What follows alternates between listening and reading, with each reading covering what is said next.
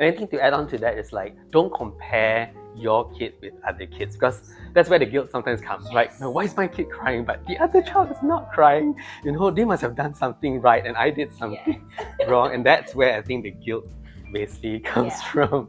It is so true, because so many parents come to me, it's like, is something wrong with my child? Like, why did he come in, like, not crying? Did I do something wrong? And they think that all children are built the same, but they are so not. We're designed so differently. So I think that's when we also need to validate the parents at the same time. Tell them that you're doing great, here's how we can help you. And I think that's the support that they kind of need a lot of times. Yeah. Hi, I'm Ms Sammy from EduGuru. Parenting can be complicated and overwhelming, so let's talk about parenting.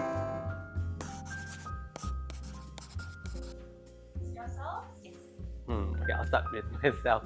Hi, my name is Alex Louis. I'm a clinical psychologist. I'm one of the panel therapists here in the Remind Psychology Center. But I think to this session, I not only come as a clinical psychologist, a mental health practitioner, but I think I also come as a parent of two daughters, 7 and 4. And I think that's a bit more relatable than you being a professional talking about theories and stuff like that. So yeah, so I'm both. Yes, I'm a clinical psychologist, but I think I'm also a parent with probably the same struggles as our audience. Okay. And as for myself, I am the manager of SEN and Inclusion. So I work specifically with special needs children, and I've been an educator for more than 6 to 7 years, working with early childhood children. Yeah. I really wanted to hear from you guys. How can parents change behaviors without breaking routine, especially when it comes to new foods, screen time, or even going to school after summer break, for example? Wow. As a parent, right? Like, I mean, I think you would have a lot more insights. Yeah. I think what most parents are concerned is that their kids acting out because of this routine. But I also like to think that it's okay for them to experience change in life, right? Like, it's okay to break routines. I think it's more for our convenience rather than for the kids most of the time when we make decisions, because we don't want them to throw tantrums, we don't want to get upset because that will make us upset. But I think kids have to learn from as early as possible that things do not always necessarily stay the same. Yeah, so there is a holiday routine, there is a school routine, and yes, we have to make changes. So to answer that question, I think I kind of don't believe that we must keep things the way it is. Yeah, and I think they need to learn that, yeah, certain changes have to be made. Yeah, so there are some times that we can wake up early, there's sometimes we can wake up late, and that really depends on situations. Yeah. I think I agree with you. I think change is really important for children to learn. The flexibility, the cognitive flexibility should start from like a very young age. But I think that one of the most important thing is that it should be done gradually, and they need to be given a form of like heads up, because when they are so young, sudden changes can also immediately set them to like dysregulation, right? Imagine, they were having a really good holiday and then suddenly they didn't realize that it's school day the next day, and then we are like, okay, you have to wake up. It's really gonna be setting them up for failure. So I think that a lot of parents have come forward and say like, hey, how do I do this? Because we always have holidays, and after holidays is always the hardest time for preschools, because they come in crying because it's like a really long time. So me as a manager, I've often given advices to parents like, hey, maybe 2 days ahead, just give them a little reminder. We're gonna go to school in 2 days, just so you're aware. So it doesn't feel like a huge hit to them when the day actually comes. I think that softens the blow a little bit. So I think that's good. That's how they can kind of shift the behavior without entirely breaking it, but still including changes in their life as often and impossible. Yeah, I think I do agree with that gradual thing, and then I like that this countdown thing, like, okay, 3 more days, 2 more days, 1 more day. Yeah, and I think as you count down, maybe also, like you said, gradually adjust the behavior. So maybe they have been sleeping late during the holidays, and just before, you just like reduce half an hour or things like that. Yeah, I think like you said, it makes the change more acceptable instead of like a drastic Exactly. Yeah. A lot of parents find that their kids are very receptive to change, as we all are. And they usually feel quite guilty for making those changes as well, even though they know that if their child sleeps early, they'll be able to wake up earlier. But it's really hard to say no to a crying boy-in-law. How would you guys recommend they manage their own anxieties and emotions in order to be more helpful as a parent to their child? I think often it starts off as us thinking that it's not okay for my kid to cry. Like I want them to be happy all the time going to school.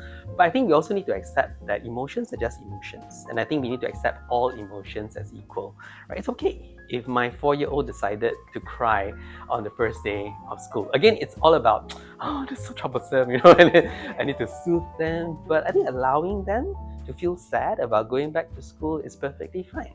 It's not as if they're going to cry for the entire day. Oftentimes, it's just a way of me, in a way, expressing that, I really miss the holidays. I really miss having time with my family, and now, I have to go back to school. But that is a valid emotion, and I think they should be able to express it.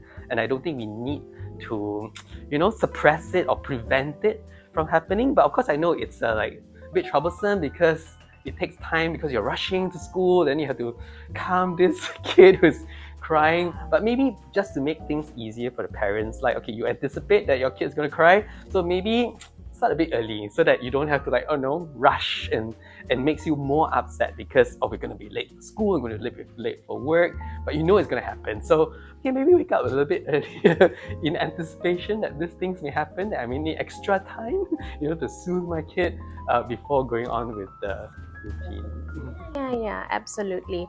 I also feel that that was definitely really good. For children, I think change is often hard, but like you said, it teach them how to regulate. So emotions are not wrong, absolutely, right? So when kids are crying, I think that what happens is they are often, like you said, parents are often very scared that they are disrupting their child's emotion because they want to keep them at a really happy state. And that's really cute because they come and they're like, I can't bear to see them cry for like 1 hour. No. And that often happens when we have toddler enrollments, and oftentimes the first few weeks would be the most hardest period. I'm sure you've experienced that as well.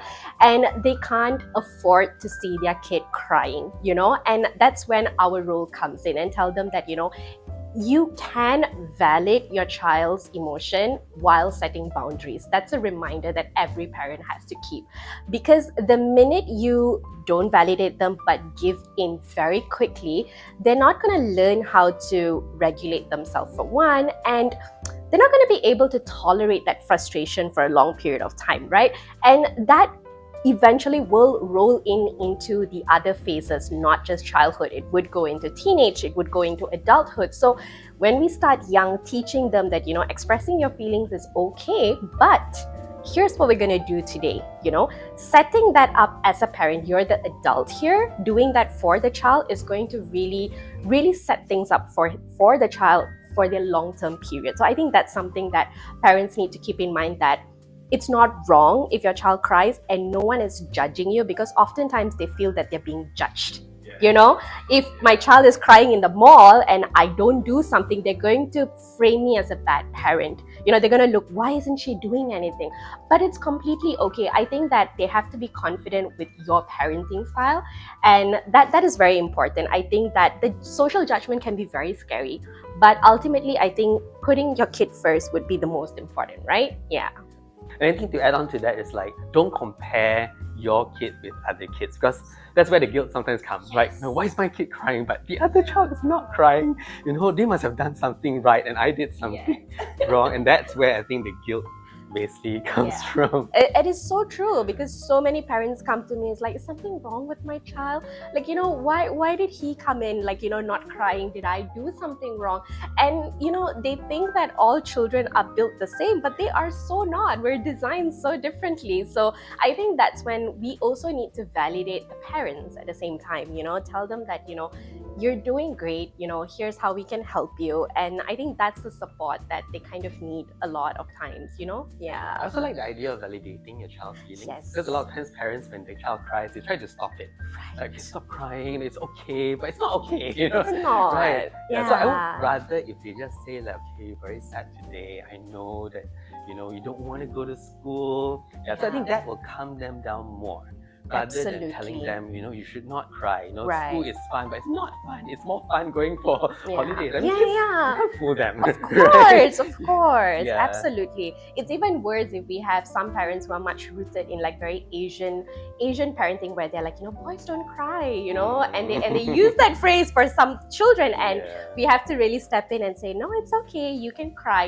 It's not a gender-based thing. Emotions is for everyone. So I think those are the little things that we try to build in to create a more progressive society where children are taught to really learn how to regulate their emotion from a young age, and that's where everything starts. Yeah, not only boys, I think girls as well. Yeah. They say things like, big girls don't cry. Oh, You're a big that's girl right, now. that's right. It's, Right? it's such a, it's a very Yeah. overused phrase, which is totally not appropriate. Yeah. So, what do we think about communication, especially when introducing these new expectations with kids? Now that we were getting into how communicating and acknowledging their feelings is important. What about maybe social stories or helping them build the goods in their brain of what's going to happen and how parents can actually help them process that? I think for special needs students, definitely, it needs to be a lot more clearer, a lot more concrete, a lot more visual based, because that's the only way that, they're able to comprehend very exclusively as to what is happening. So to answer your question, yes, communication is so important, because sometimes we take it we take advantage of the fact that, our child is probably going to understand what's happening, but they actually need it to be constructed. Like, even babies, you can talk to your child, you can talk to your baby, you can talk to any age. It's not that they don't understand. Communication is so fluid, they're going to be able to grasp. Our emotion gives up so much, even our facial expressions tell so much. So I think that for special needs kid more so, I think that parents will really need to tell them concretely, like, hey, I'm gonna come back at this time, showing them the clock, a social story. A lot of these extra tools will help them to really be able to understand the new expectation that they have. Even for neurotypical children, we often always, when they come in first time at school, we even let them to see the time passing, like, hey, see, there's 2 more hours to go, 1 more hour to go, So that communication is extremely important, so that they are able to manage that new expectations that they have been given by their parents or teachers. I think that, yes, very much sometimes we some parents, they may underestimate how much their child would actually be able to comprehend. For example, perhaps mommy and daddy are in a dispute, for example, and they try to be as amicable as possible, but they do pick up on a lot of little cues, like, why didn't daddy do this for mommy today, like, those little things, and they actually come back and tell us, like, that this is something that happened at home, like, should I be concerned about it, like, not in adult ways, but in ways that we know that, okay, this child is actually picking up really small cues. And when we tell parents that, they're like, oh my god, I thought she would never realize it, but they actually do. Because they are young, they observe far more than adults do. In my opinion, I feel they are so much more observant. Like, the little things that you do, they notice compared to adults. Like, they are very observant. Even if we had the most small change, my colleagues might not be able to see it, but they would. They're like, hey, you're wearing something different today, or your hair is a little different today.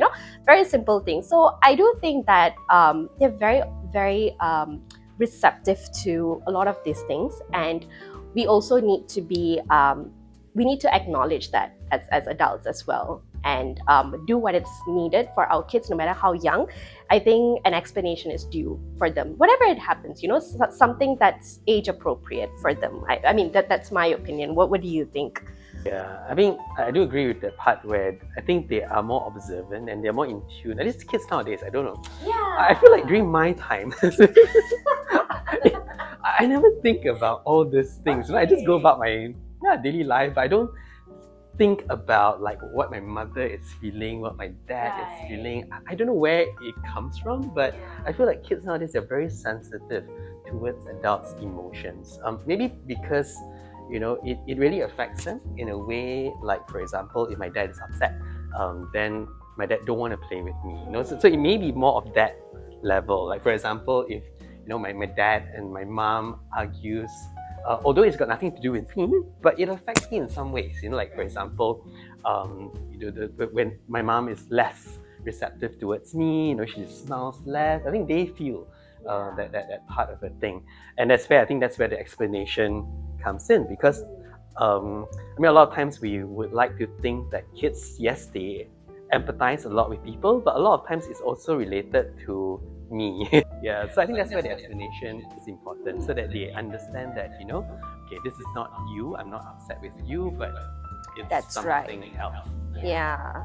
I think it can be very simple because adults sometimes we also need to learn how to regulate, right? Because sometimes when we're working with kids, I might be in serious work mode as a teacher, for example, and a kid comes in and he's like talking to me like constantly, and I don't have the energy to reciprocate.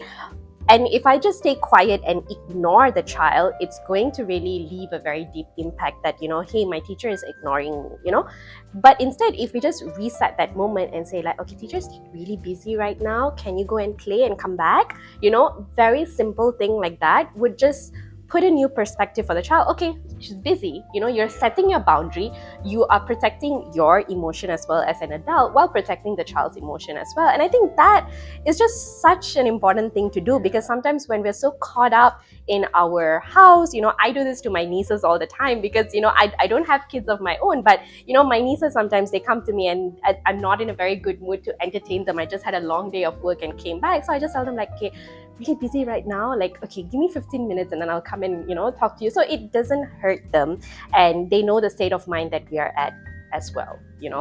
Yeah, so I think that's where they don't feel like you're rejecting them, right? But I'm not playing with you now, not because I don't like you, but it's just that I need to finish this first. I think that's very acceptable for them. Most of the time, they will give you that space. In fact, I think so with some of my kids, they were like, I know that he's busy right now, don't disturb him. But after he finished, he will come and play with. So I mean, so she'll tell the sister. Yeah. Very good. And I think that's when at some point they actually they learn the next time, like they ask first. They're like, are you busy? They learn a new skill, like when you teach them, they're like, are you busy? And then like we'll say like, oh no, then that's when they start. They don't just like immediately come to you and you're like, so we teach them, that's a way of teaching as well. That's how they learn, and that's how they become adults who are so much more reasonable, right? And you find that they'll use that with you as well. Exactly. Hold on, Daddy, I am doing this first. And once I finish this, then I will go and yes, absolutely. Oh my god. Yeah, that's so many of our kids, the way they speak to us, we're like, oh my god, that is such a refined way of communicating your boundaries to me. And that's amazing. Yeah. Lovely. Okay, final one for you guys. What is a practical take home that someone can try today with their children, for example, when trying to feed their child a new food for dinner today, changing their routine on that? I think for kids, they like to have control. They really love their control, and when we take that away from them, that's where a lot of resistance happens. So if it were me, if I were going to introduce a new food, right, I would pick something that I would have in mind, and something that I know that is partially also my option, but also something that the child would like. So having them to pick, say like, okay, they want something healthy, do you want broccolis or do you want like stir fry with a little bit of this that they enjoy?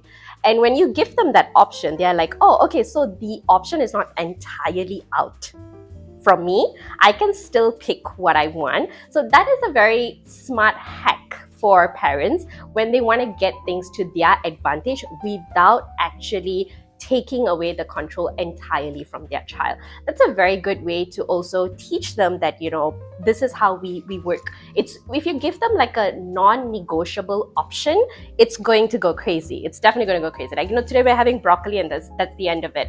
That is going to set you up for failure. But if you really loosen up, give them the room to choose, that's how they feel less anxious, and you get to introduce a lot of newer things in their life as well, with lesser headache for you as a parent, I would say. And yeah. Food is a very special topic. It's out of the usual. Okay, so that works for my first kid. Okay. It doesn't work for my second kid. She thinks out of the box. So if you ask her like, do you want broccoli or carrot? She said, I want ice cream. So I can never convince her. Oh my to goodness. try anything new. Yeah, but I like the idea that you give them a sense of control, right? So even with that as well, like, okay, so after you have your ice cream, would you like broccoli or carrot? Right. Yeah, but I think so. For food, I think for me it's a different topic. Now I would. So again, like with my first kid, right? She's not very adventurous. Like a lot of times, actually, she would have liked the food if she tried it, but she doesn't try new stuff. It looks alien. So usually, I don't try to force her, because I think for me, it's like I don't want food to become like a source of contention. Right? I don't think it's really necessary, as long as she's eating, as long as she's not like starving or but it's okay. If you don't want to try this food, it's okay. But obviously, if that's all the food there is, then you don't have a choice. But try not to force it on her. Yes, absolutely. So sometimes what I can do, if I just lick it. If you don't have to bite it, you don't have to swallow it. If you don't like it, then you just spit it out. Right? So I would go that far, but if she I don't want to try it at all, then I feel like it's not worth the war to fight at that point in time, because it's not something that will be harmful anyway. Right. So pick the battles. What about, for example, changing screen time habits? Today, we have to sleep early, so we can't do 1 hour TV. We only have 45 minutes. This is the scenario. How could a parent possibly try to adapt this in a new? Screen time. So usually they have 1 hour, and then it's 45. It's reduced by 15. Yeah. That's all Mickey Mouse. Absolutely. I think as long as they're given a heads up that this is happening, that's most important. Midway watching, suddenly you just say, okay, today we're gonna go to bed early, and then you close the TV. It's just going to be like what happens. There's no ending to the cartoon, right? But if you tell them earlier, hey, we're gonna bed by 9:45, and then when it's about 9:35, you just tell them like, hey, we have about 10 minutes left, then we're going to finish up, and then we're going to close the TV and go back to bed, and then we can maybe read a book, or kind of like embed something that's fun, so that 15 minutes doesn't feel like a loss. Maybe we can pick a book that you like, and then we continue in bedroom, and then we'll just go to sleep after. I think that would possibly be easier to navigate the situation, but I never had to experience it myself. But so what is your take on this? That is definitely something that we had to deal with, because there's always like another one, and never ending, right? I find that setting an alarm works, especially with my older kid. My younger one, I don't know, thank God she just don't like watching TV. She gets bored very quickly, which is a good thing. Like she'll just watch for a while, and then after that, okay, I'm bored, and then she go do other things. But my first year, yes, she can watch and on and on and on. So often before she start watching, I already tell her that okay, now it's 7 o'clock. We need to stop at 8. And then if you put, let's say, a timer. But of course, before the timer rings, you're kind of like, okay, so 10 more minutes, 5. I don't know whether they understand the concept of time, but at least they know it's coming up. They're anticipating the end of it, right? Or sometimes the other way around. If I want them to stop at 8, I would tell them that to stop at 7:45. So at least I have this 15 minutes gap, as if like, oh, I already give in to you. See, there's this extra time there. So depends on how your kid, what your kid reacts to.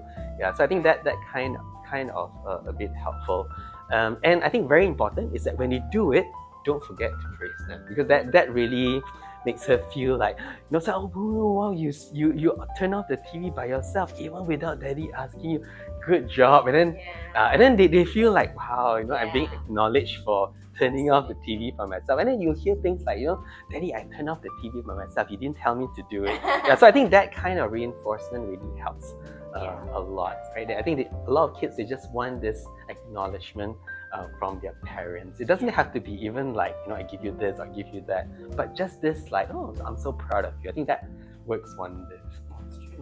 And I think the point that you made about, whether they understand the concept of time or not, like, if they don't, like, for me, my favorite tool is like sand timers, because it's so visual. You get to see the sand dropping down, and you exactly know when, okay, when the sand's totally down, then that's when, time's up. So that works wonders for us in preschool. That's a very good way to start setting them into the concept of time. And I also think that praise is a very important tool, because it's intrinsic, it's not extrinsic. You are actually giving them something to feel and acknowledge, rather than giving them something that's so tangible. I think that intrinsic is always the best motivation out there for kids. Yeah. Awesome.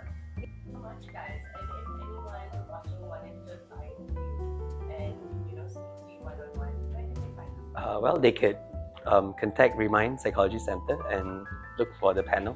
Yeah, so I'm Alex, so I think there's only one Alex here, so yeah, so that's me. Thank you so much, guys. Let's talk about parenting.